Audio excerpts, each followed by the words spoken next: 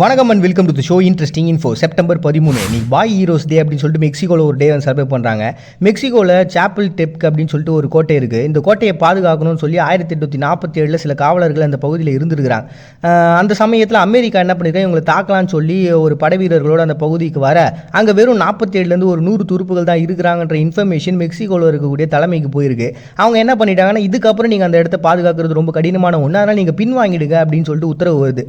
அப்படி இருந்தும் மோஸ்ட்லி நிறைய பேர் பின்வாங்கிட்டாங்க. இருந்தாலும் ஒரு 6 பேர் மட்டும் அந்த பகுதியிலே இருந்துருக்கிறாங்க. ஏன்னா அமெரிக்க துருப்புகள் ஒருவேளை இந்த மெக்சிகோவினுடைய கொடியை வந்து பாழ்படுத்துறதோ அசிங்கப்படுத்துறதோ அவங்களால ஏற்றுக்க முடியலன்னு சொல்லிட்டு கடைசி வரைக்கும் அந்த கொடியை காப்பாற்றுறதுக்காக அவங்க போரிடுறாங்க.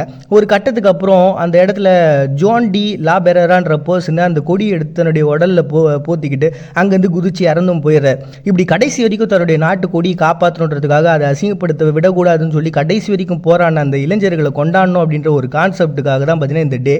இதன் மூலமாக பார்த்தீங்கன்னா இன்றைக்கி இளம் வீரர்களையும் கொண்டாடி அவங்க நாட்டினுடைய மிக பலமான வீரர்கள் இந்த இளைஞர்கள் அப்படின்னு சொல்லிட்டு அவங்கள உத்வேகப்படுத்துறதுக்கான ஒரு டேவாகவும் பார்த்தீங்கன்னா இப்போ அந்த சாப்பிள் டெப்க் அப்படின்ற இடத்துல இருக்கக்கூடிய ஒரு பார்க்லேயே உங்களுடைய நினைவு சின்னங்கள் நினைவு இடங்கள் இருக்குது. அதுக்கு வந்து ஒரு மரியாதை செலுத்தக்கூடிய ஒரு நாளாக தான் பார்த்தீங்கன்னா பாய் ஹீரோஸ் டே அப்படின்னு சொல்லிட்டு மெக்சிகோவில் ஒரு டே வந்து செலிப்ரேட் பண்ணுறாங்க செப்டம்பர் 13. நெக்ஸ்ட் இன்னைக்கு ரோல்டு தால் டே அப்படின்னு சொல்லிட்டு யுனைடெட் கிங்டம்ல ஒரு டே வந்து செலிப்ரேட் பண்ணுறாங்க. மோஸ்ட்லி பார்த்தீங்கன்னா இந்த வளர்ந்த நாடுகளில் நிறைய எழுத்தாளர்களையும் நாவலாசிரியர்களையும் கொண்டாடுறது ஒரு வழக்கமாக வச்சிருக்கிறாங்க. சரி, விஷயத்துக்கு வருவோம். இவருமே ஒரு எழுத்தாளர் நாவலாசிரியர் தான். முதல்ல ஒரு ராயல் விமானப்படையில் ஒரு வேலை செஞ்சிருக்காரு இந்த ரோல்ட் டால் அப்படின்ற ஒரு பர்சனு. அதுக்கப்புறம் 1940 சில புத்தகங்கள் எழுத ஆரம்பிச்சிருக்காரு, குழந்தைங்களுக்காகவும் பெரியவங்களுக்காகவும். அது பயங்கரமான ஒரு வரவேற்பை கொடுக்க ஆரம்பிக்க ஒரு கட்டத்துக்கு அப்புறம் உலகத்திலே அதிகமான விற்பனை ஆகிற புத்தகமாக இவரோட புக்கு மாறி போகுது. அதனால இவருக்கு வந்து வேர்ல்டு ஃபேண்டசி அவார்டுன்னு சொல்லிட்டு அவார்டுகள்லாம் கொடுத்து இவரை சிறப்பிக்கிறாங்க. இந்த Charlie and the chocolate factory, James and the Jain beach அப்படின்னு சொல்லிட்டு நிறைய புத்தகங்கள் பயங்கர ஃபேமஸ். இவர் எழுதுகிற அந்த எழுத்துக்களினுடைய ஒரு கான்செப்ட் என்னன்னு பார்த்தீங்கன்னா அன்எக்ஸ்பெக்டடான ஒரு எண்டு இருக்கும், ஒரு கிளைமேக்ஸ் இருக்கும். அண்ட் நகைச்சுவைகள் அதிகமாக இருக்கிறதுனாலையும் நிறைய குழந்தைங்களை கவர்ந்து இழுத்த ஒரு கதாபாத்திரங்களை நிறைய உள்ள வச்சிருக்கிறதுனாலே இந்த எழுத்தாளரை கொண்டாடணும்னு சொல்லிட்டு யுனைடெட் கிங்டமால் உருவாக்கப்பட்ட ஒரு தினமாக தான் ரோல் தாலினுடைய பர்த்டேவை சர்வே பண்ணுற ஒரு டேவை வந்து சர்வே பண்ணுறாங்க September 13. Next land development specialist day அப்படின்னு சொல்லிட்டு தஜிகிஸ்தானில் ஒரு டே சர்வே பண்ணுறாங்க. இதுக்கு ரொம்ப மேஜரான காரணம் இருக்குது. காரணம் என்னென்னா, அவங்க ஊரை பொறுத்தவரைக்கும் கிளைமேட்டுன்றது பயங்கர வறண்ட நிலையில் தான் இருக்கும். அதனால் அவங்களுக்கு நிச்சயமாக தண்ணீர் பஞ்சம் அப்படின்றது ஏற்பட தானே செய்யும். அப்போ அதெல்லாம் மேனேஜ் பண்ணணும் அப்படின்னா கண்டிப்பாக இந்த ஒரு விஷயங்கள் தேவை.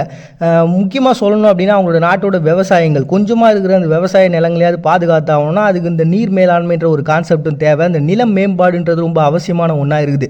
அப்படி இந்த நிலத்தை மேம்படுறதுக்காகவும் நீர்ப்பாசனங்களை கரெக்டாக பயன்படுத்துறதுக்காகவும் இந்த ரசாயன பொருட்கள், உரங்கள் இதெல்லாம் எப்படி பயன்படுத்தலாம்னு சொல்லிட்டு அதை பற்றி டிஸ்கஸ் பண்ணுறது தான்.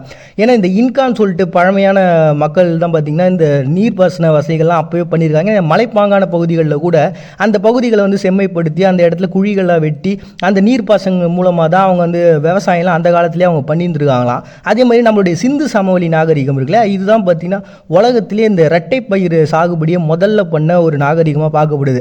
அப்படின்னா என்னென்னு பார்த்தீங்கன்னா, இப்போ ஒரு இடத்துல ஒரு அறுவடையை பண்ணிட்டாங்கன்னா மறுபடியும் அந்த இடத்துல ஒரு செடியை வந்து வளர்க்க முடியாது. ஏன்னா அந்த மண்ணினுடைய தன்மை போயிட்டுருக்கோம், அதில் சத்து போயிட்டுருக்கோம்ல.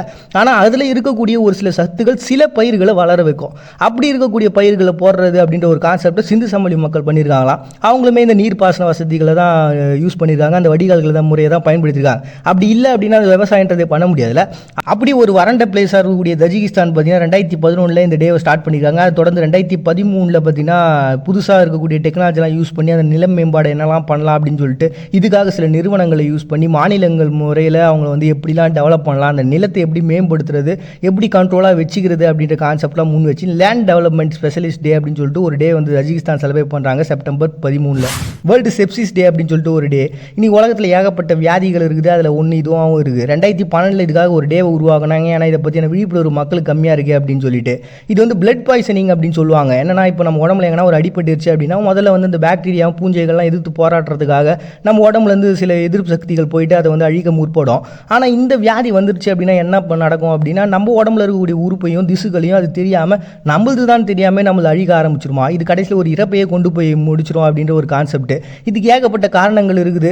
அண்டு இதில் வந்து பார்த்திங்கன்னா இது எப்படி நம்ம கண்டறியுது அப்படின்னா ஒரு ஃபீவர் அதிகமாக அடிக்கடி வந்துனே இருக்குமா, லோ பிளட் ப்ரெஷரு, அப்புறம் இந்த ஸ்பீச் வந்து வளர ஆரம்பிச்சிடும், மூச்சு திணறல் ஏற்படும், இந்த வியர்வை அதிகமாக வர ஆரம்பிச்சிடும், ஹை ஹார்ட் பீட் ரேட்டாக இருக்கும். இது எல்லாமே அதனுடைய சிம்டம்ஸ் தான். இருக்கான்.